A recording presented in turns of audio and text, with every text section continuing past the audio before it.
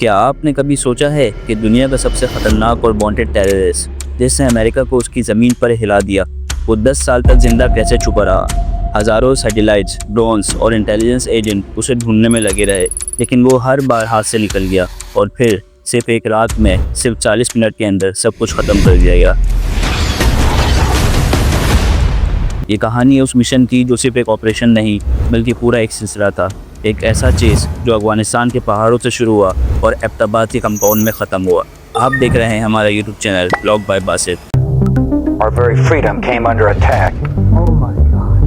In a series of deliberate and deadly terrorist acts. Of the Pentagon.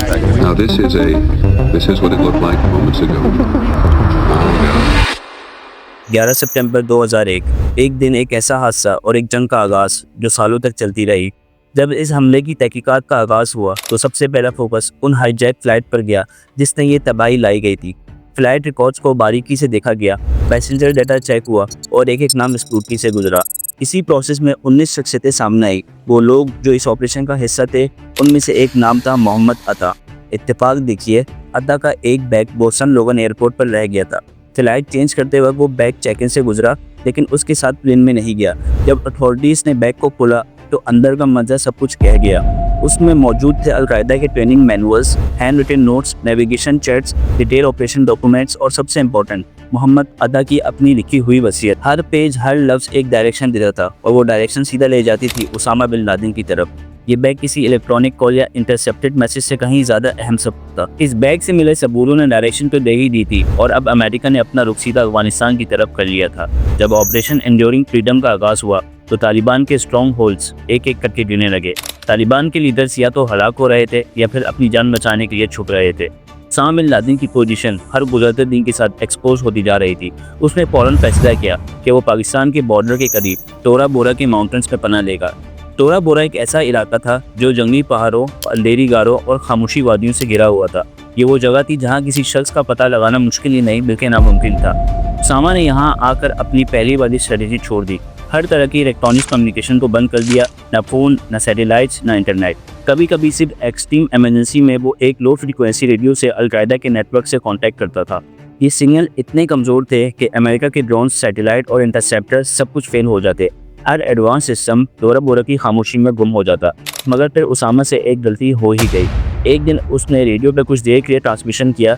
उसी वक्त CIA का एक voice analysis expert जलाल, जो 7 साल से उसामा की अरबिक डायलेक्ट और वॉइस पैटर्न स्टडी कर रहा था, उसने फ़ौरन इसे पहचान लिया।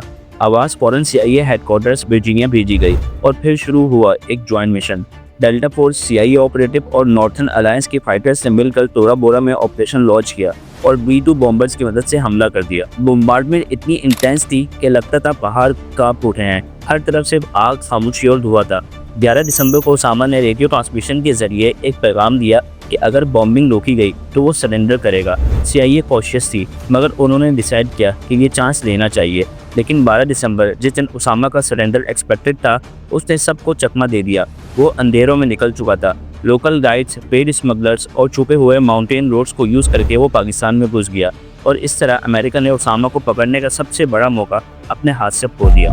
अगले 9 साल तक CIA ने हर मुमकिन तरीका आजमाया, हर टेक्नोलॉजी का सहारा लिया, लेकिन हर बार वो उनकी पकड़ से दूर निकल जाता।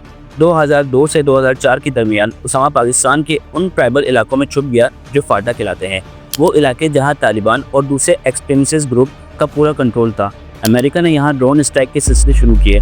आसमान से निशाने बनाए गए, लेकिन उसामा हर बार बच निकल जाता। 2005 में CIA ने उस तक पहुँचने के लिए उसकी कोरियर नेटवर्क को ट्रेस करने की कोशिश की, लेकिन कोई ख़ास प्रोग्रेस नहीं हुई। फिर 2007 में कुछ फेक उसामा वीडियो सर्कुलेट हो गई जिन्होंने इंटेलिजेंस एजेंसीज को कंफ्यूज कर दिया और उन्हें गलत जगह पर ऑपरेशन में डाल दिया। इस तरह उनका वक्त भी बर्बाद हुआ और रिसोर्सेज भी। 2008 में CIA ने पाकिस्तान की ISI के साथ ऑपरेशन बढ़ाने की कोशिश की, लेकिन दोनों के दरमियान ट्रस्ट कभी कायम हो ही नहीं सका। इंटेलिजेंस शेयरिंग टूट-फूट का शिकार थी और दोनों मुल्क अपनी अपनी स्ट्रेटजी चला रहे थे और उसामा उनके दरमियान की कंफ्यूजन का खामोशी से फ़ायदा उठा रहा था। उसामा ने अपने कम्युनिकेशन सिस्टम इतने सोफिस्टिकेटेड बनाए हुए थे कि दुनिया की मॉडर्न सर्विलेंस उसके सामने बेकार हो गई थी। वो न कभी फ़ोन करता, न ईमेल, सिर्फ हैंड रिटन लेटर्स लिखता था। उसका ट्रस्टेड कोरियर इब्राहिम अल कुवैती था जो उसकी इंस्ट्रक्शंस आगे पहुंचाता था। उसामा का कोड नेम अजमारी था, जो पश्तो में शेर को कहते हैं। हर लेटर्स को सेफ हाउसेस तक मैनुअली भेजना होता, ना कोई इलेक्ट्रॉनिक फुटप्रिंट ना डिजिटल क्लू। और अगर कभी ईमेल को यूज़ करना होता तो एक नया तरीका इस्तेमाल होता, यानी ड्राफ्ट ईमेल सिस्टम। एक कॉमन ईमेल आईडी पर लेटर लिखकर उसे ड्राफ्ट में सेव किया जाता, दूसरा शब्द उसी आईडी से लॉगिन करता, ड्राफ्ट रीड करता और बिना सेंड के डिलीट कर देता। ना मैसेज जाता और ना कोई रिकॉर्ड्स बनता, जिसकी वजह से इसका सुराग लगाना बिल्कुल नामुमकिन हो गया था। 2009 में जब उसामा की तलाश 10 साल का अरसा पूरा करने को थी, CIA ने एक नई स्ट्रेटजी अडॉप्ट की। एक जॉर्डेनियन डॉक्टर जिसका नाम था हुमाम अल-बलावी, उसे डबल एजेंट बनाया गया। प्लान ये था कि वो अलकायदा के अंदर घुसकर उसामा तक पहुंचे, लेकिन असल में वो सीक्रेटली CIA के लिए काम कर रहा हो। कुछ महीने बाद बलावी ने एक पैगाम भेजा। उसने कहा कि उसके पास उसामा के बारे में फ्रेश और बहुत इंपॉर्टेंट इन्फॉर्मेशन है, लेकिन ये सिर्फ फेस टू फेस बताई जा सकती है। CIA इस बार पूरी उम्मीद थी। अफगानिस्तान के शहर कोस में मीटिंग अरेंज हुई। CIA के कुछ सीनियर ऑफिसर खुद उस जगह पर पहुंचे, लेकिन जैसे ही बलावी उनके करीब आया, उसने अपने जिस्म के साथ बैंड सुसाइड बॉम्ब का बटन दबा दिया। एक दहला देने वाला धमाका, जिसमें 7 CIA ऑफिसर के साथ टोटल 16 लोग मारे गए। ये उन दिनों का सबसे बड़ा लॉस था। बाद में पता चला कि बलावी कभी डबल एजेंट था ही नहीं। पूरा प्लान सिर्फ अलकायदा का एक ट्रैप था। अमेरिका की सारी मेहनत एक पल में मिट्टी में मिल गई। लेकिन फिर अगले ही साल एक गलती ने वो कर दिखाया जो 10 साल में नहीं हो सका था। अगस्त 2010 में इब्राहिम अल-कुवैती ने एक दिन पेशावर के पब्लिक एरिया में अपने पर्सनल फ़ोन से अलकायदा के मेंबर को कॉल कर दिया। शायद उसे अंदाज़ा नहीं था कि CIA ने पूरे शहर की कम्युनिकेशन गेट को सीक्रेटली मॉनिटर कर रखा था। ये कॉल इंटरसेप्ट हुई और उसी वक्त इब्राहिम की लोकेशन ट्रेस कर ली गई, लेकिन CIA ने उसे अरेस्ट नहीं किया, बल्कि सीक्रेटली उसका पीछा करना शुरू कर दिया। इब्राहिम एक वाइट सलूकी जीप में एबटाबाद की तरफ चला और एक बैलेट कंपाउंड के अंदर दाखिल हो गया, इस जगह जहां आसपास सिर्फ नॉर्मल लोग रहते थे। और हैरानकुन बात यह है कि कुछ ही फासले पर पाकिस्तान का elite military training centre Kakul academy भी था। CIA ऑफिसर हैरान रह गए।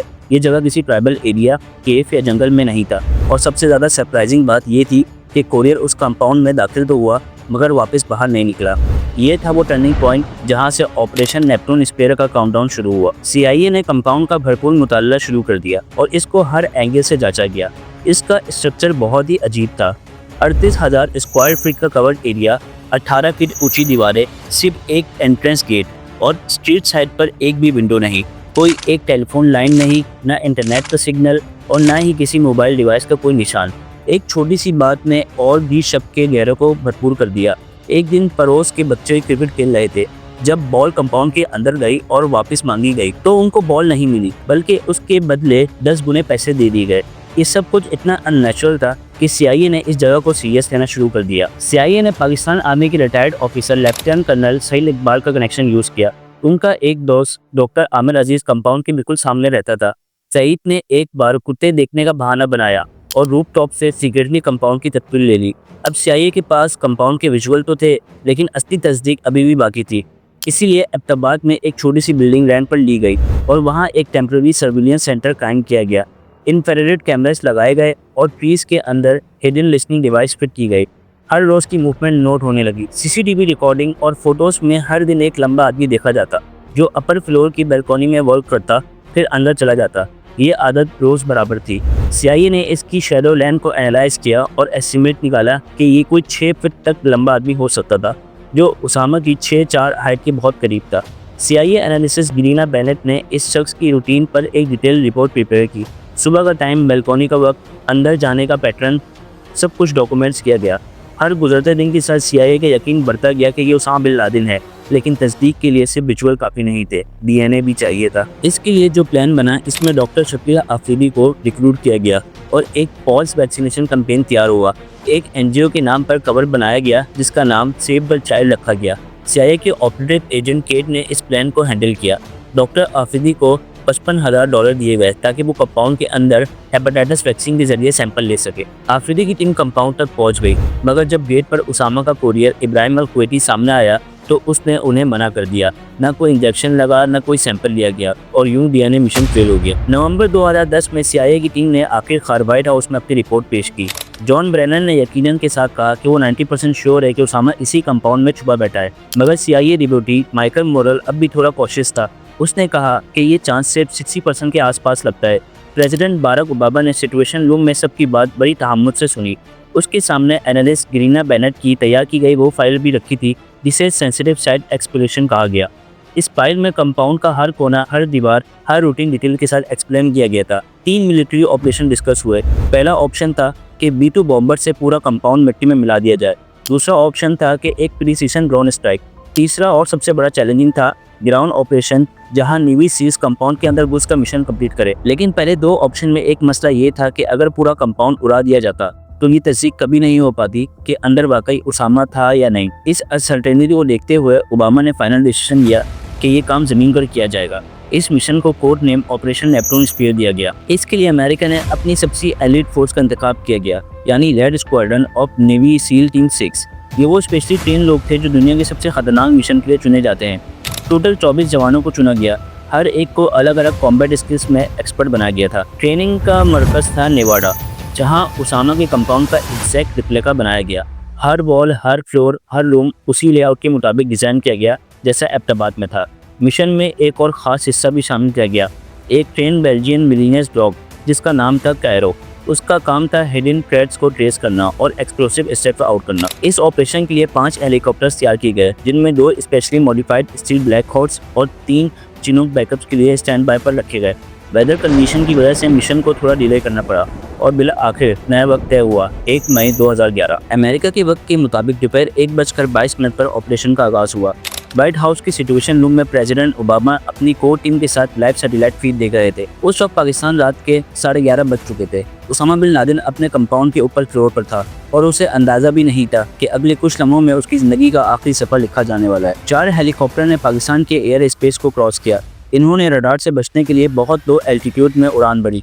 2 चिनूक हेलीकॉप्टर्स माउंटेन के पीछे बैकअप टीम के साथ छुप गए, जबकि 2 ब्लैक हॉक्स सीधा कंपाउंड की तरफ बढ़े। रात 12:30 बजे हेलीकॉप्टर ने टारगेट रीच किया। टीम चॉक 1 ने सेफ्टी लैंडिंग की, लेकिन टीम चॉक 2 एक टेक्निकल प्रॉब्लम की वजह से कंपाउंड के अंदर क्रैश हो गया। किस्मत अच्छी थी, कोई सील जख्मी नहीं हुआ।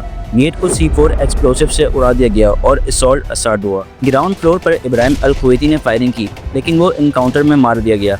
अगले कमरे में अबरार और उसकी बीवी भी टारगेट बन गए। फर्स्ट फ्लोर तक पहुंचते पहुंचते उसामा का बेटा खालिद सामने आया। उसने भी मुखालिफत की, लेकिन वो भी गिरा दिया गया। आखिरकार 1:10 पर सील्स अपर फ्लोर तक पहुंच गए। उसामा सामने था। अमल उसकी बीवी फौरन उसे बचाने के लिए बीच में आई। उसामा ने उसे धकेल कर आगे किया। अमल की घुटने में गोली लगी। अगले ही सेकंड सील और नील ने 2 शॉट्स फायर किए, जो कि सीधा उसामा के सीने और आँख के ऊपर लगे। उसामा बिन लादेन उसी कंपाउंड में मार दिया गया, जहाँ वो 10 साल तक छुपा रहा। लेकिन अभी इस ऑपरेशन का आखिरी हिस्सा मजीद और भी सेंसिटिव था। सील बिसोनीट ने उसामा का चेहरा साफ किया और तस्वीर ली। पहचान कंफर्म करने के लिए उसके बच्चों से तस्दीक हुई। उसकी बीवी सुमैया बिन लादेन ने आंखों में आंसू के साथ उसामा की निशानदी करी और फौरन ही सैटेलाइट फ़ोन के जरिए एक शॉट और क्लियर मैसेज भेजा गया, जेरोनिमो इकिया, यानी एनिमी किल्ड इन एक्शंस। उसी वक्त सील्स ने कंपाउंड के हर कोने से हार्ड ड्राइव, फ्लैश ड्राइव और इंपॉर्टेंट डॉक्यूमेंट इकट्ठा किए। क्लैश हेलीकॉप्टर को भी वहीं पर उड़ा दिया गया ताकि उसकी स्टील टेक्नोलॉजी किसी के हाथ न लग सके। रात 2:26 पर सील टीम मल्टीपल लोड से कंपाउंड से निकल गई। सिर्फ 40 मिनट में वो मिशन कंप्लीट हो गया और दुनिया का सबसे खतरनाक टेररिस्ट अपने अंजाम को पहुंच गया। सील टीम जब जलालाबाद बेस पर वापस पहुंची तो पहला काम DNA टेस्ट था। उसामा का सैंपल मैच किया गया और कंफर्मेशन मिल गई। उसके कपड़ों से 500 यूरोज और कुछ पुरानी करेंसी भी मिली, जो इस बात की तरफ इशारा कर रही थी कि वो हमेशा एस्केप के लिए तैयार था। उसी रात 1 मई 2011 को प्रेसिडेंट ओबामा ने व्हाइट हाउस से दुनिया के साथ खिताब करते हुए कहा, justice has been done. America में लोग सड़कों पर निकल आए। टाइम स्क्वायर से लेकर व्हाइट हाउस के सामने तक लोगों ने सेलिब्रेट किया जैसे किसी जख्म को मरहम मिल गया हो। उसकी लाश को इस्लामिक तरीके से वॉश किया गया, कफन दिया गया और फिर अरेबियन सी में फेंक दिया गया। मकसद ये था कि ना कोई कबर हो ना कोई मज़ार, मगर इस बात पर आज भी डिबेट है कि उसे वाकई समुद्र में डाला गया था या सिर्फ दुनिया के से कोई राज छुपाया गया। कंपाउंड से मिले कुछ डॉक्यूमेंट और पर्सनल आइटम ने और भी सवाल पैदा किए। वहाँ अलकायदा के प्लान्स और नेक्स्ट अटैक के अलावा वीडियो गेम्स, चिल्ड्रन शोज़ और फैमिली मूवीज़ भी मिली। जो शख्स दुनिया के नज़र में मॉन्स्टर था, उसके पास कार्टून और डॉक्यूमेंट्स का होना एक अजीब सी खामोशी छोड़ गया। ऑपरेशन नेपटून स्पीयर को दुनिया का सबसे डेयरिंग और प्रिसाइज मिलिट्री मिशन माना जाता है। एक ऐसा ऑपरेशन जिसका ताक़ुब 10 साल तक चलता रहा, लेकिन अंजाम सिर्फ 40 मिनट में लिखा गया। मगर असली सवाल ये है कि क्या उसामा बिन लादेन के ख़त्म होने से टेररिज्म का भी अंजाम हो गया? उसके बाद भी दुनिया ने काउंटलेस अटैक देखे। कभी पेरिस के कॉन्सर्ट हॉल्स खून से भर गए तो कभी काबुल की मस्जिद उड़ा दी गई। उसामा के बाद भी नफरत की बीज कहीं ना कहीं से फूटती रही। मगर एक बात साबित हो चुकी थी, शैतानी नेत को सिर्फ गोलियों से नहीं हराया जा सकता। उसके लिए सालों की प्लानिंग, सब्र और कुर्बानी चाहिए होती है। इंटेलिजेंस, यूनिटी और एक गोल पर फोकस, यही वो असली वेपन्स थे जिनसे मिशन कामयाब हुआ। अगर वीडियो पसंद आए तो लाइक करें, शेयर करें और सब्सक्राइब करें और अपनी लाइक कमेंट्स में ज़रूर दें। मिलते हैं अगली वीडियो में। खुदा हाफिज़।